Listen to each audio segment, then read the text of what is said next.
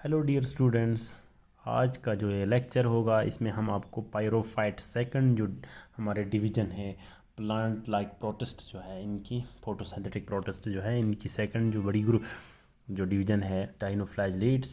ठीक है, तो इनको हम वेरलिंग विप्स भी बोलते हैं। 2100 स्पीशीज़ जो है नॉन है, यूनिसेलुलर होते हैं, यूनिसेलुलर सॉलिटरी, यूजुअली अकेले होते हैं, कभी कभी फिलामेंटस फॉर्म में भी हो सकता है, और मोस्टली ये मैराइन फॉर्म में होते हैं, मैराइन एक्वेट हैबिटेट में रहते हैं, और फ्यू जो है वो फ्रेश वाटर हैबिटेट्स में भी आपको मिल सकता है। सेल जो है अब चूँकि यूकैरियोटिक सेल होते हैं, सेल ठीक ठाक बड़ा होता है इस केस में। ठीक है, सेल की साइज़ अगर आप बोलेंगे तो 500 से 5 से लेके 2000 माइक्रोमीटर जो है इसकी जो लेंथ होते हैं। तकरीबन इस माइक्रो जो इसकी साइज़, इस साइज़ से तो हम इसको अच्छी तरह से अपने अनएडेड आई से या नेकेड आई से हम इसको देख सकता है। तो ये एक ख़ास चीज़ है इसमें। सेल जो इसके होते हैं उसके बाहर से एक सेल वॉल होती है। सेल वॉल सेलुलोज की बनी होती है जिस पे ढेर सारे जो है पैक्टिन की डिपोजिशन हो चुकी होती है, और ये सेल वॉल हार्ड एक कवरिंग की शक्ल इख्तियार कर लेता है जिसको हम थीका या लॉरिका बोलते हैं, और ये दिखाई देता है मान लो आर्मर प्लेट्स जैसा दिखाई देता है। What do you mean by armour plates? जैसे वो हमारे पुराने बादशाह या वज़ीर नहीं लगाते थे तीर से बचने के लिए, वो स्टील की एक शील्ड, स्टील या मेटल की शील्ड जैसे लगाते थे, तो बिल्कुल ऐसा हो जाता है भाई। यहाँ दिखाया गया एक आर्मर हम इसको बोल सकते हैं एक, तो ऐसा स्ट्रक्चर इनके ऊपर एक शील ये सेल वॉल की वजह से हो जाते हैं। एक थिक सेल वॉल के ऊपर डिपोजिशन हो चुकी होती है किसकी, पैक्टिन की। ठीक है, तो ऐसा स्ट्रक्चर जो है इसके ऊपर, इसी वजह से शायद डाइनोफ्लैगेलेट्स को कभी हम आर्मड डाइनोफ्लैगेलेट्स भी बोलते हैं। बहरहाल थीका जो है कुछ फॉर्म्स में जो है ये जो बाहर का कवरिंग है वहाँ एब्सेंट होगा, तो ऐसे सिचुएशन में एक और प्लाज्मा मेम्ब्रेन के ऊपर एक थीन इलास्टिक एक लेयर होता है जिसको पेलिकल या पेरीप्लास्ट बोलते हैं। बहरहाल ये यहाँ पे ख़ास पॉइंट आप नोट कर लीजिए ये कि इनमें फ्लैजिला जो है वो 2 टाइप्स के होते हैं, यानी फ्लैजिला 2 होंगे और 2 फ्लैजिलाज जो है वो डिसिमिलर होते हैं। तो हेटेरोकॉन्टिक कंडीशन इसको हम बोलते हैं। जब फ्लैजिलाज जो है सेम होंगे, जैसे कि अभी तक आप पढ़ते थे कि हमें बैक्टीरियाज वगैरह में जो फ्लैजिला 1 2 3 जितने भी होंगे वो सेम होते थे, तो आइसोकॉन्टिक कंडीशन बोलते हैं। लेकिन यहाँ से जो है आगे फ्लैजिला जो इनमें है, ये ग्रुप है, यहाँ जो है फ्लैजिला क्या होते हैं, हेटेरोकॉन्टिक डिसिमिलर होते हैं। ठीक है, तो 2 फ्लैजिला है, एक फ्लैजिला को हम लॉन्गिट्यूडिनल फ्लैजिलम बोलते हैं, दूसरे को जो है ट्रांसवर्स फ्लैजिलम बोलते हैं। लॉन्गिट्यूडिनल फ्लैजिलम जो है वो स्मूथ है, और ये होते किस में है, लॉन्गिट्यूडिनल ग्रूव में होते हैं या स्क्यूलस में होगा। ठीक है, वो क्या मतलब हो गया आप देख लीजिए साहब। ये जो है इधर से इस तरह से एक ग्रूव है, इस ग्रूव में एक इस तरह से लंबा फ्लैजिलम एक होता है जिसको हम बोलते हैं लॉन्गिट्यूडिनल फ्लैजिला। ठीक है, दूसरा फ्लैजिला जो है ये इस ग्रूव में होता है, यहाँ से ये ट्रांसवर्स कंडीशन में, मान लो ये एक यहाँ से डिप्रेशन होगा, इसी ग्रूव में ये होते हैं, ये वाला, इसको हम ट्रांसवर्स फ्लैजिलम बोलते हैं। ठीक है, ये जो ट्रांसवर्स वाला फ्लैजिलम है ये चपटा होता है, रिबन जैसा या बेल्ट जैसा, जो हमारी कमरबंद नहीं होते हैं जैसे लड़के लगाते हैं, बिल्कुल ऐसे फ्लैट होंगे। तो ये पूरा एक कमरबंद की तरह ही इस पे, यानी बेल्ट की तरह ही इसके ऊपर जो है इस ग्रूव में जो है क्या होता है, लगी हुई होती है। ठीक है, इस वाले ग्रूव में। तो इसी तरह से ये वाला जो है ये इस ग्रूव में लगा हुआ होता है, लॉन्गिट्यूडिनल फ्लैजिलम जिसको हम बोलेंगे। ठीक है, तो ये आप 2 याद रख लीजिए, यहाँ पे यही यहाँ लिखा गया है लॉन्गिट्यूडिनल तो यहाँ पे मैंने लिखा था लॉन्गिट्यूडिनल फ्लैजिलम। ठीक है, वो क्या है, ये नैरो है, छोटा होता है, स्मूथ है, और लाई इन कहाँ पे, लॉन्गिट्यूडिनल ग्रूव में होता है, जिस ग्रूव को हम क्या बोलते हैं, स्क्यूलस ग्रूव। किसको बोलते हैं, ग्रूव जे इस तरह से, जैसे हमारे हाथ के जो यहाँ से मेरे डिप्रेशन है इनको हम ग्रूव बोलेंगे। ठीक है, क्या बोलेंगे, ऐसा ही यहाँ पे ग्रूव होता है, ये यहाँ से लकीर जैसे नहीं दिखाई दे रहे हैं, तो इनको हम ग्रूव बोलेंगे। ठीक है, तो ये है हमारा वो ग्रूव लॉन्गिट्यूडिनल फ्लैजिलम। ये थोड़ा सा क्या होगा, ये नैरो होते हैं, पतला बेल्ट जैसा चपटा नहीं होगा, नैरो ज़र मतलब इन बेल्ट जैसा नहीं होगा, चपटा रिबन जैसा नहीं होगा, बल्कि धागे की तरह एक होगा। ठीक है, तो और ये कहाँ होते हैं, ये स्मूथ भी है, इस पे छोटे छोटे कोई और नहीं तो इसमें और छोटे छोटे बाल जैसे होते हैं इस तरह से फ्लैजिलास पे, जिसको हम मेस्टिगोनीम्स बोलते हैं, ठीक है। इस तरह से छोटे छोटे और बाल जैसे होते हैं, है नी, छोटे छोटे हेयर लाइक प्रोजेक्शन होंगे जिनको हम मेस्टिगोनीम्स बोलते हैं। तो ये इस पे नहीं है, ये स्मूथ है, ये लॉन्गिट्यूडनल फ्लैजिलम, ठीक है। और कहाँ पे है ये, इस वाले लॉन्गिट्यूडनल ग्रूव पे है। तो इस लॉन्गिट्यूडनल ग्रूव का एक और नाम भी है, जो ये डिप्रेशन है यहाँ पे ग्रूव है, इसको हम स्क्यूलस भी बोलते हैं, ठीक है। दूसरा है यहाँ पे कौन सा वाला, ट्रांसवर्स फ्लैजिलम। ये चूँकि मैंने पहले बताया बेल्ट जैसा है, नैरो नहीं है बल्कि रिबन लाइक है, and it lies in the transverse groove. और उस ट्रांसवर्स ग्रूव को हम गिडल, सिंगलम या एनुलस भी बोलते हैं। ये देख लीजिए, ये जो है यहाँ से ये वाला जो है, ठीक, ये इस पर पूरा एंड टू एंड जो स्क्रिसोमी चांसेस हो रहा है, यहाँ से एक साइड से इस तरह से निकला हो, तो ये रिबन जैसा होगा इस पर। ये देख लीजिए इसके ऊपर मतलब देना सोर्सेज पूरा यहाँ से होके इस तरह से यहाँ ये इस तरह बिखरा हुआ होगा, ठीक है। तो ये होगा ट्रांसवर्स जो फ्लैजिलम। तो ये जो डिप्रेशन है इसको हम बोलते हैं गिर्डल भी, जो इसमें ये डिप्रेशन होगा इसको गिर्डल बोलते हैं, या सिंगुलम भी बोलते हैं, या एनुलस भी बोलते हैं। अब दोनों फ्लैजिलास, चाहे वो यहाँ पे ट्रांसवर्स हो या लॉन्गिट्यूडनल हो, ये एक दूसरे के ऊपर किस तरह से है, 90 डिग्री के एंगल में एक दूसरे पे होते हैं, ठीक है, परपेंडिकुलर एक दूसरे पे, एंड प्रोड्यूस विरलिंग मूवमेंट। अब ये दिखाता है, ठीक है, ख़ास किस्म की मूवमेंट दिखाता है, विरलिंग मूवमेंट, चाबुक की तरह। जिस तरह हम नहीं कहते हैं, जो हम घोड़े को भगाने के लिए इस्तेमाल करते हैं, विप्स, ठीक है। तो इसको जब आप इस तरह नचाते हो तो इसी तरह से ये मान लो एक मूवमेंट करता है, जिसको हम विरलिंग मूवमेंट्स बोलते हैं। और इसी वजह से ही इन डायनोफ्लैजिलेट्स को हम विरलिंग विप्स भी बोलते हैं, विरल कर रहा हुआ चाबुक, ठीक है। ये देख लीजिए, है ना, एक जो है इस प्लेन में है, तो दूसरा इस पे 90 डिग्री के यानी परपेंडिकुलर पे होगा। अच्छा, न्यूक्लियस जो है इसमें मीजोकैरियोटिक होते हैं।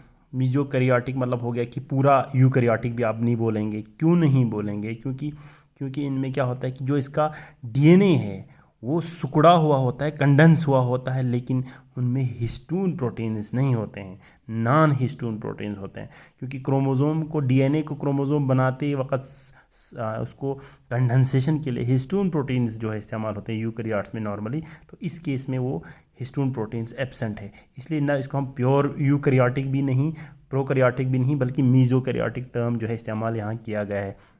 बहरहाल ये चीज़ याद रखेंगे, ये और हमेशा ही कंडेंस्ड फॉर्म में ये क्रोमोसोम्स रहता है जो, और इनमें हिस्टोन प्रोटीन्स जो है वो क्या है, एब्सेंट होता है। उसके अलावा इनमें क्या है, इनमें ट्राइकोसिस्ट और निमेटोसिस्ट नाम की कुछ जो है इनमें स्ट्रक्चर्स अवेलेबल होते हैं। ट्राइकोसिस्ट आपको पता होगा, ये कुछ ट्यूब लाइक प्रोजेक्शन होते हैं सेल के ऊपर, जो कि किसी जगह पे अपने आप को क्या करने के लिए, सेल को अपने किसी जगह पे ग्रैस्प करने के लिए, या किसी चीज़ को पकड़ने के लिए वो इस्तेमाल करता है। इसी तरह से निमेटोसिस्ट जो है, ये नाइडेरियंस में आपने देखा होगा, ज़ूलॉजी में आपने पढ़ा होगा, तो वहाँ एक कुछ क्या करते हैं, केमिकल सिक्रेट करते हैं, ठीक है। तो ये जो निमेटोसिस्ट है ये क्या करते हैं, कुछ केमिकल्स सिक्रेट करते हैं। ये भी ट्यूब लाइक प्रोजेक्शन होते हैं, इनको टच करने से क्या हो जाएगा, पैरालाइज हो जाते हैं बाकी जो छोटे छोटे हमारे इनवर्टिब्रेट्स वगैरह है, ठीक है। बहरहाल यो आप मान लीजिए कि ये भी एक स्टिंगिंग लाइक जो है इनके पास एक स्ट्रक्चर होता है। ये सब में नहीं होता है कि कुछ फॉर्म में ये देखा गया है उस तरह। इसके अलावा नॉन कंट्रैक्टाइल वैक्यूल भी सेल के, यानी कि जो हमारे लॉन्गिट्यूडिनल जो फ्लैजिलम है इसके बेस पे देखा गया है, जिसको हम क्या बोलते हैं, जिसको हम प्यूसूल बोलता है। क्या बोलता है, जिसको प्यूसूल कहा जा सकता है, ठीक, यहाँ पे होगा, ठीक है। इसके बेसिस पे मतलब यहाँ कहीं जो है एक नॉन कंट्रैक्टाइल वैक्यूल जो है सेल के अंदर आपको नज़र आ सकता है। और इसी तरह से ये एसेक्चुअली जो है रिप्रोड्यूस करता है किसके ज़रिए, बाइनरी फिशन के ज़रिए। सेक्चुअली ये प्रोड्यूस करता है आइसोगेमी और ऊगेमी के ज़रिए। ये दोनों जो है मैंने कल आपको पढ़ा चुका है कि आइसोगेमी ऊगेमी क्या होता है।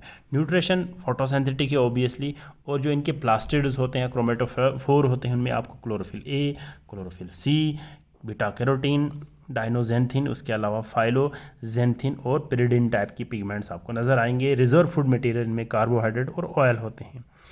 एक और चीज़, वो डाइनोफ्लैजिलेट्स जो किसी दूसरे लिविंग ऑर्गेनिज्म के अंदर रहते हैं एक सिम्बायोटिकली, ठीक है, लेकिन अंदर एंडो सिम्बायोटिकली होते हैं। जैसे हमारे कुछ कॉरल्स में आपने देखा होगा, मोलस्क्स में है, कुछ स्पॉन्ज में है होते हैं, कुछ जेली फिश के अंदर ये होंगे। तो उन सब को जो एंडो सिम्बायोटिकली उनके अंदर होते हैं उनको हम जूजेंथेलिस बोलते हैं, ठीक है।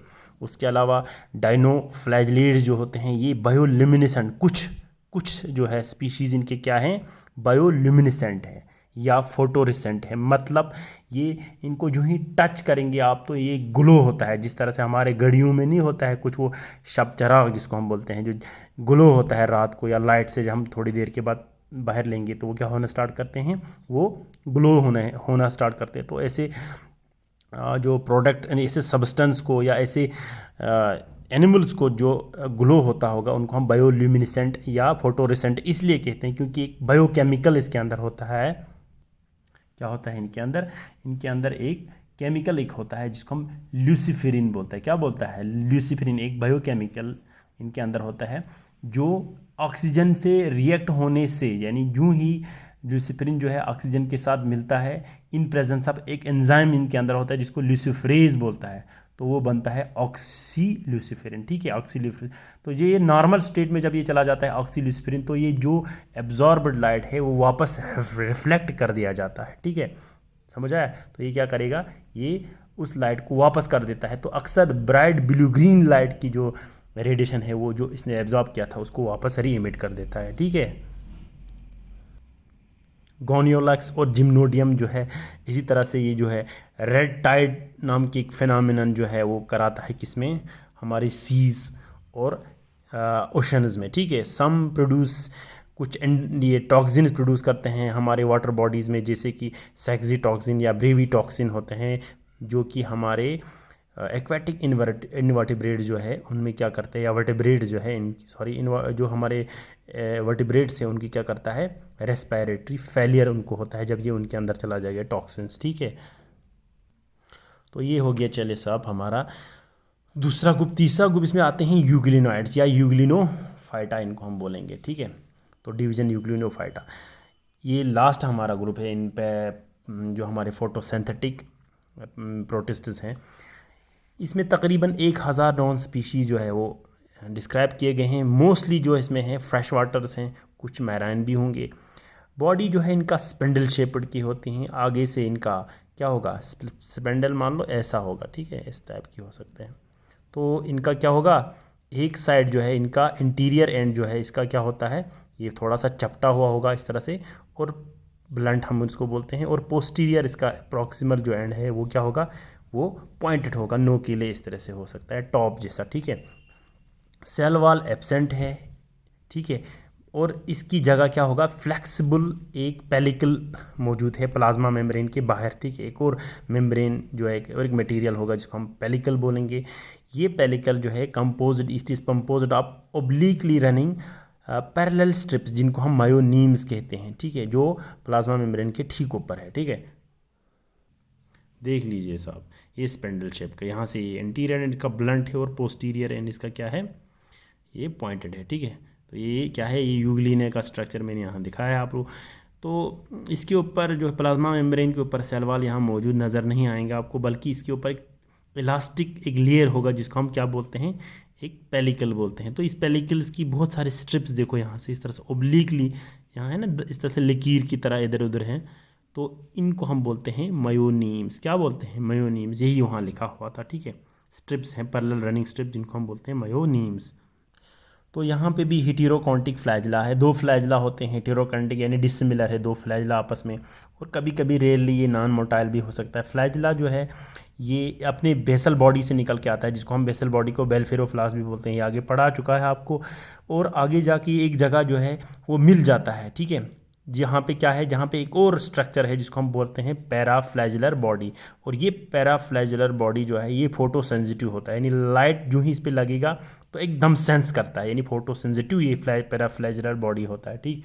ये मैं आपको दिखा रहा हूँ, देख लीजिए साहब, बेसल बॉडी से निकल के ये यहाँ पे देख लीजिए, यहाँ पे ये दोनों फ्लैजला आपस में एक दूसरे के साथ मिला हुआ है। तो जो ये स्ट्रक्चर आपको यहाँ से नज़र आएगा इसको हम बोलते हैं, क्या बोलते हैं इसको, पैराफ्लैजुलर बॉडी, ठीक है। और ये पैराफ्लैजुलर बॉडी जो है ये फोटो सेंसिटिव होता है, यानी लाइट को जो ही इस पर पड़ेगा तो ये एकदम लाइट को सेंस करता है, और जो ही इस पर लाइट पड़ेगा तो ये जो है सेंस करता है और सेल के अंदर सिग्नल भेजता है, जिसकी वजह से ये यूग्लिना जो है ये लाइट की डायरेक्शन में मूवमेंट या उसकी तरफ चलना स्टार्ट कर देता है। ठीक है, ये एक फ्लैजिला यहाँ से इसका बड़ा लंबा होता है, दूसरा फ्लैजिला जो है ये है यहाँ पे छोटा ही एक फ्लैजिला यहाँ इस तरह से होता है। ठीक है, शॉर्ट होता है, और यहाँ एक माउथ जैसा स्ट्रक्चर है जिसको हम साइटोस्टोम बोलते हैं, क्योंकि जो हमारा यूग्लिना जो है या यूग्लिनॉइड जो होते हैं, खासकर यूग्लिना का यहाँ एग्जांपल लीजिए, ये फोटोसिंथेटिक भी है और ये इंजेक्शन भी करता है, इनका सॉलिड फूड को यहाँ इस माउथ के ज़रिए सीधा अंदर लेके डाइजेस्ट भी करता है, तो मिक्सोट्रॉफिक होते हैं। ठीक है, तो ये चीज़ आप लोग यहाँ याद रखने की बात है। तो जो एक फ्लैजिला लंबा था ये स्टीचोनिमैटिक होता है, और दूसरा शॉर्ट होता है एंड स्मूथ होता है। स्टीचोनिमैटिक किसको बोलते हैं? जो लंबा वाला फ्लैजिला है, ये जो लंबा वाला फ्लैजिला है यहाँ से निकल के इस पर छोटे छोटे हेयर लाइक, इस तरह से मैंने पहले ही बताया था, इसमें हेयर लाइक इस तरह से क्या होंगे और आउटग्रोथ्स होते हैं, जिनको हम बोलते हैं मेस्टिगोनीम्स बोलते हैं। क्या बोलते हैं? मेस्टिगोनीम्स बोलते हैं। ठीक है, तो ये होगा इस पर, और दूसरा वाला जो है यहाँ से होगा वो तो बहुत छोटा होता है। ठीक, यहाँ छोटा ही होगा, और ये स्मूथ हो, इस पर ये मेस्टिगोनीम्स नहीं होता, इसलिए दो फ्लैजिला आपस में डिसिमिलर है, तो इसलिए हो गया ये हेटेरोकॉन्टिक कंडीशन। बहरहाल उसके अलावा एक ऑरेंज टाइप की रेड आई स्पॉट भी जो होता है इसके ठीक बेस पे इस फ्लैजिला का अवेलेबल होता है, तो ये भी इसी रेड जो है क्या बोलते हैं इसको आई स्पॉट की वजह से मैंने बोला ये क्या होते हैं, पैराफ्लैजिलर बॉडी जो है वो क्या होता है, फोटोसेंसिटिव होता है। बहरहाल न्यूट्रिशन जो है इसमें होलोफाइटिक है, जैसे कि एग्जांपल पैरानीमा में दिखाया है, और कुछ इनके सेप्रोबिक है या सेप्रोफाइटिक है जैसे रैब्डोमोनास है, और कुछ मिक्सोट्रॉपिक जिसका मैंने एग्जांपल आपको यूग्लिना में पहले बता दिया था। तो हमारे जो होलोफाइटिक हैं जिनमें फोटोसिंथेसिस होता है, इनमें डिस्क शेप की या लॉन्ग जो है वो क्या होंगे, इनमें प्लास्टिड्स अवेलेबल होते हैं, या क्लोरोप्लास्ट आप मान लो ये अवेलेबल होगा, और उन क्लोरोप्लास्ट के अंदर या उनके क्रोमेटोफोर्स के अंदर आपको chlorophyll A, chlorophyll B, beta carotene और ज़ेंथोफिल्स लाइक पिगमेंट्स नज़र आ जाएंगे आपको। ठीक, ये देख लीजिए यूग्लिना है भाई, यहाँ पे लॉन्ग इलोंगेटेड है ना, इस तरह से एक लंबा क्लोरोप्लास्ट, यहाँ से लंबा क्लोरोप्लास्ट है, इसके अंदर आपको नज़र आएंगे। तो कुछ में ये डिस्क जैसे होते हैं, इस तरह से डिस्कॉइड। ठीक है, एक कंट्रैक्टाइल वैक्यूल भी प्रेजेंट होते हैं इस सेल के अंदर, और रिजर्व मटेरियल जो है वो क्या है, पैरामाइलम है, जो कि 1,3 ग्लाइकन है। ठीक है, इसकी टाइप की स्टार्च है पैरामाइलम। तो कार्बोहाइड्रेट आप मान लो। रिप्रोडक्शन जो है ये सेल डिवीजन के जरिए होते हैं, और सेल डिवीजन कौन सा वाला, ये एसेक्सुअली जो है लॉन्गिट्यूडिनल बाइनरी फिशन इसमें होते हैं, और सेक्सुअल रिप्रोडक्शन जो है अभी तक इनमें रिपोर्ट नहीं किया गया है। तो ये लॉन्गिट्यूडिनल बाइनरी फिशन क्या, चूँकि सेल होते हैं इस तरह से स्पेंडल शेपेड, तो यहीं से ही ये बिल्कुल इस तरह से दो हिस्सों में डिवाइड होता है लॉन्गिट्यूडिनली, एक हिस्सा यहाँ एक हिस्सा वहाँ। ठीक है, तो इस लेक्चर में फ़िलहाल इतना ही। इंशाल्लाह दूसरे लेक्चर में जो है हम इस हमारे किंगडम प्रोटिस्टा के जो लास्ट वाला पोर्शन है, जिसमें हम कंज्यूमर डिकम्पोजर प्रोटिस्ट या स्लाइम मोल्ड जिनको हम बोलते हैं वो पढ़ेंगे। ठीक है, तो अपने दोस्तों और अपने जो बाकी कोलीग्स हैं उसके साथ ये वीडियो ज़रूर शेयर कीजिए, ताकि वो भी इस तरह के नोट्स या इस तरह के जो लेक्चर से इससे वो आप फ़ायदा हासिल कर सकें। Thank you so much.